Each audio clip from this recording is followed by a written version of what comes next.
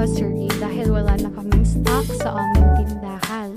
At kung tatanungin niyo naman kung saan kami nag-grocery, dito lang yun sa Ultra Mega sa Paliparan 3 sa Dasmariñas, Cavite. So, ayan, wala naman kaming masyadong ginagawa. At kakatapos lang ng Holy Week.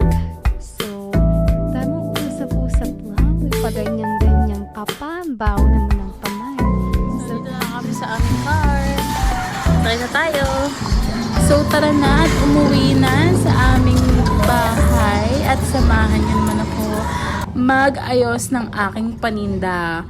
Featuring any thoughts na pumasok sa aming isip. So, mamaya-maya is magtatanungan kami about sa aming life. And sorry sa aking tiyan na malaki dahil ako ay may PCOS, guys. So, ayun. Eden cheese. Century. Okay. So, ayos kami ng aming paninda. Kailangan magtatanungan kami sa isa't isa. Mga random thoughts lang. Ano mauna? No, parang natuklasan or na-realize na kailangan mo na mag-ipon. Ganun. Anong edad ka? Yung mag-ipon. So, walang edad. So, kailan?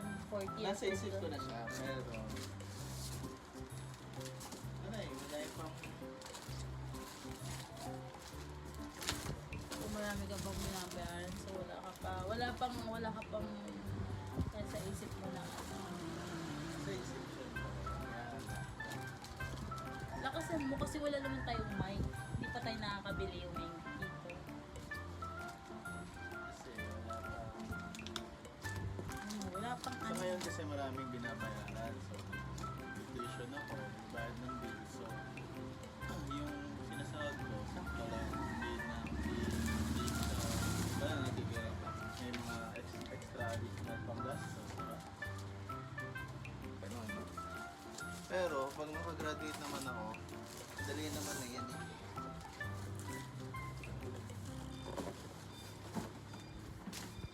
Ikaw naman. Bakit mo natanong? Bakit mo natanong?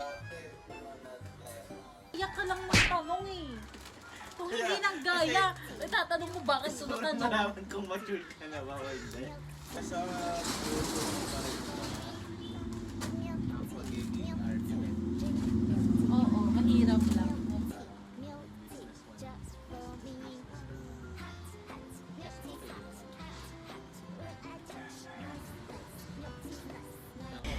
At sa mga oras na yan, wala na kami masyadong maisip na itanong sa isa't isa. Kaya naman sinusulit ko na lang ang pag-open ng mga aking mga paninda. So, ayun. May usap-usapan man kami, pero about na lang sa aming career. Yung mga nakalipas na ilang araw, kung ano man yung mga pinagagawa namin. And, ayun. So, ito na nga yung hindi namin inaasahang mangyayari.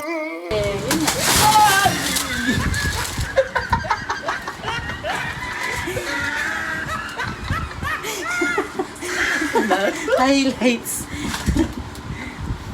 Hindi na kinaya. Dami ko kasing sahod.